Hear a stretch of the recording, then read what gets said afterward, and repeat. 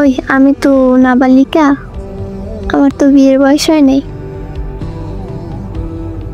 Police যদি জানতে পারে তাহলে এই বিয়ে হতে দিবে না।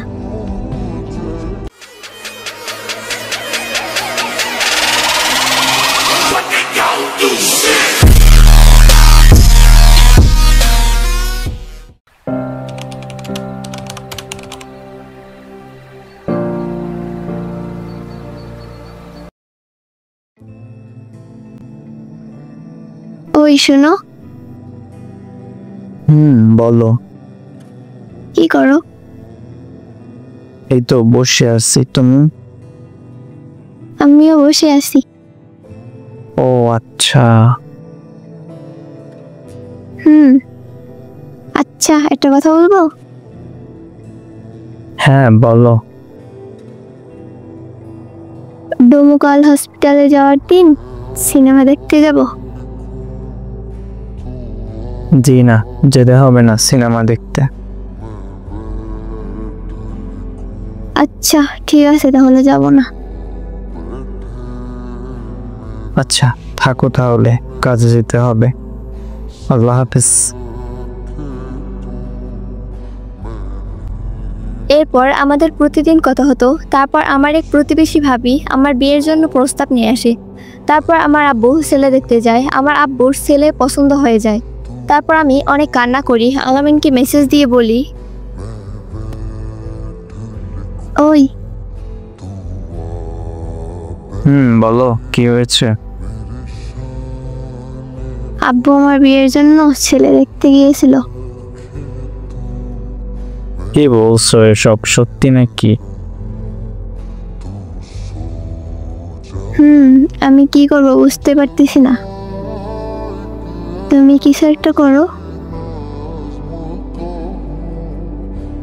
কিছু হবে না, তুমি কান্না করো না, আমি দেখি কি করা যায়। আচ্ছা ঠিক আছে, আম্মু রাখতেছে, বাই। আচ্ছা যাও, বাই। এরপর আমার আব্বু আম্মু আমাকে বিয়ের জন্য রাজি করানোর অনেক চেষ্টা করে, কিন্তু আমি কিছুতেই রাজি হচ্ছিলাম না। আমি অনেক কান্না করেছিলাম, আব্বু আমাকে অনেক মারধরও করে।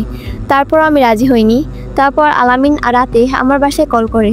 কল দিয়ে আমার আম্মুকে বলে, আপনারা ওর বিয়ে দিয়েন না, আমি ওকে অনেক ভালোবাসি, আর 2টা বছর অপেক্ষা করেন, আপনাদের পায়ে পড়ি। তারপর সে অনেক কান্নাকাটি করেছিল। তারপর আমার আব্বু আম্মু আমাকে আর বিয়ের জন্য কোনো রকম প্রেশার দেয় না। এরপর আমি আলামিনকে কল করি। ওই বলো। আচ্ছা, তোমার আব্বু আম্মু কি বিয়ের জন্য চাপ দিচ্ছে? না। ও আচ্ছা। হুম কি করো? বসে আছি। তুমি কি করো? শুয়ে আছি। খাওয়া দাওয়া হয়েছে? হয়েছে। তুমি খেয়েছো?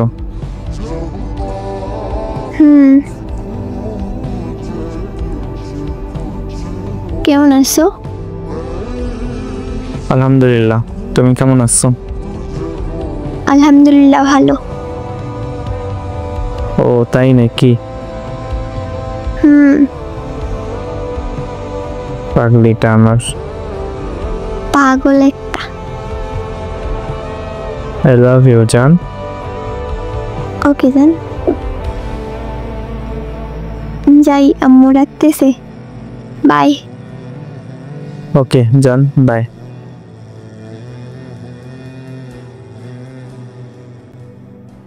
এরপর আমি অফলাইনে চলে যাই, সেও অফলাইনে চলে যায়। এভাবেই আমাদের সম্পর্ক ভালোই চলছিল। তারপর একদিন আমি হসপিটালে গিয়েছিলাম। সেদিন আমি ওকে কল করতে পারিনি, তাই আমি ওকে 5টার সময় মেসেজ দেই।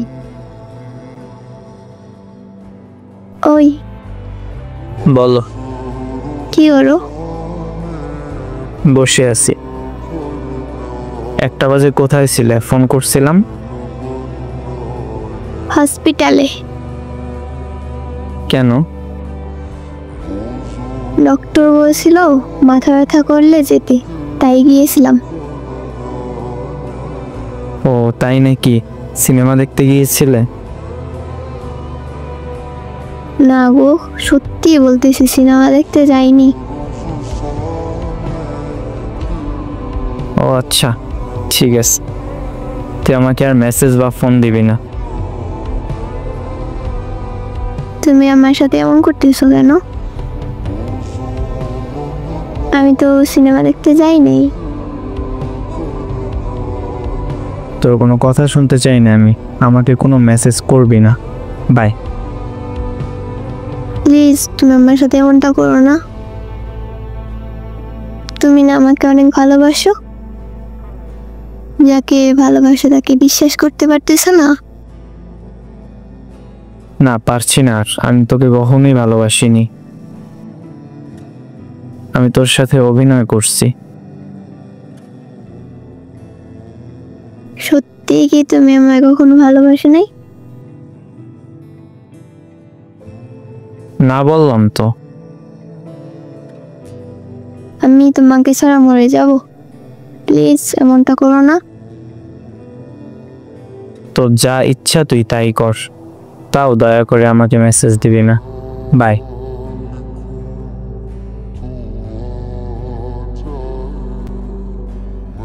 এরপর আলামিন আমাকে আবারও সব জায়গা থেকে ব্লক করে দেয়। তার জন্য আমি অনেক কান্নাও করি। তারপর সে আমায় ছেড়ে চলে যায়। এভাবে 5 মাস চলে যায়। তারপর আলামিন বাড়ি আসে, তারপরও আমার সঙ্গে কোনো যোগাযোগ করতো না। তারপর ও থাকাকালীন আমার বিয়ের কথা বলা হয়। আবার আমার আব্বু ছেলে দেখে আসে, ছেলেকে আমার আব্বুর অনেক পছন্দও হয়। তারপর আমাদের বাড়িতে আমাকে দেখতে আসে ছেলে পক্ষের লোক। আমি অনেক কান্না করি, তখন আমার পাশে আমি কাউকে পাইনি। আমার ভালোবাসার মানুষটাও তখন আমার পাশে ছিল না। আমার বিয়ের কথা শুনে আলামিন আবারও বাড়ি থেকে চলে যায়। তারপর একদিন মেসেজ করে, ওই শোনো,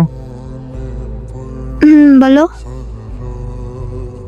কেমন আছো? আলহামদুলিল্লাহ ভালো। তোমার বিয়ে কবে? কি হলো বলো? তোমার কি মনে হয় আমি বিয়ে করছি? জানি না। আমি বিয়ে করি নাই। ও আচ্ছা, ভালো তো। কি করো? শুয়ে আছি। তুমি কি করো? এই তো তোমার সাথে কথা বলি। ও আচ্ছা। আচ্ছা, আম্মু রাখতেছে, পরে কথা হবে। বাই। Okay, by.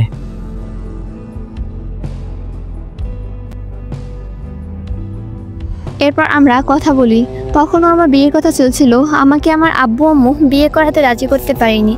আমাদের বাড়িতে ওই ছেলেটা মাঝে মাঝেই আসতো বিয়ের জন্য, তাও আমি রাজি ছিলাম না। তারপর ওই ছেলের বাবা মা আসে আমাদের বাড়িতে বিয়ের জন্য, তাও আমি রাজি হইনি। আমার আব্বু আমাকে অনেক মারে, বাড়ি থেকে বের করে দিয়েছিল। তারপর আমি আলামিনকে বলি, ওই বলো। আমাকে বাড়ি থেকে বের করে দিছে, এখন কি করব? ও আচ্ছা। ওই আমি তো নাবালিকা, আমার তো বিয়ের বয়স হয় নাই। পুলিশ যদি জানতে পারে তাহলে এই বিয়ে হতে দিবে না। হ্যাঁ। আচ্ছা, আমি দেখি কোনো পুলিশের নাম্বার পাই কিনা, তুমি একটু দেখো। আচ্ছা, দেখি। বাই।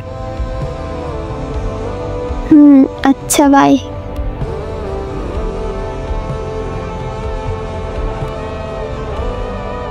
তখন আমার আব্বু ছেলের বাড়িতে গিয়ে বিয়ে ঠিক করে আসে। আমি এদিকে পুলিশের নাম্বার খুঁজি, একটা নাম্বার পেয়েছিলাম, পুলিশকে ফোনও করেছিলাম, কিন্তু পুলিশটা আসেনি। আমার বিয়ে পড়ানো হয়ে যায়। তারপর আমি অনেক কান্না করেছিলাম তার জন্য। আমাদের সম্পর্কটা শুরু হয় মার্চ মাসের প্রথম দিকে 2023 সালে, আর আমাদের সম্পর্কে শেষ হয় 14 জুলাই 2024। এখানে কথাটা হচ্ছে, প্রথমে আমার বিয়ে হতে যাচ্ছিল, তখন আলামিন অনেক কান্নাকাটি করছিল আমার আব্বু আম্মুকে কল দিয়ে, তাই আমার আব্বু আম্মু আমার বিয়েটা দেয়নি। কিন্তু এবার যখন আমার বিয়ের কথা হচ্ছিল তখন সে পালিয়ে যায়। আমি আমার মতো করে বিয়েটা আটকানোর অনেক চেষ্টা করেছি, কিন্তু পারিনি। সে যদি আমার বাড়িতে একটু ফোন করে বলতো আপনারা ওর বিয়ে দিয়েন না, তাহলে আর আমার বিয়েটা হতো না।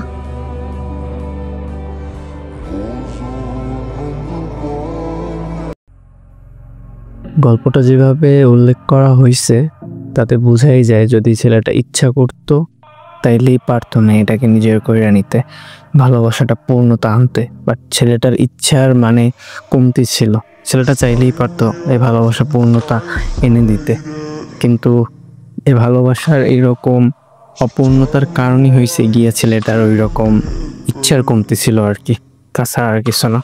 যাই হোক, গল্পটা শেষ দিয়া খারাপ লাগছে, আর গল্প শেয়ার করলে পেজে দিয়েন কেমন।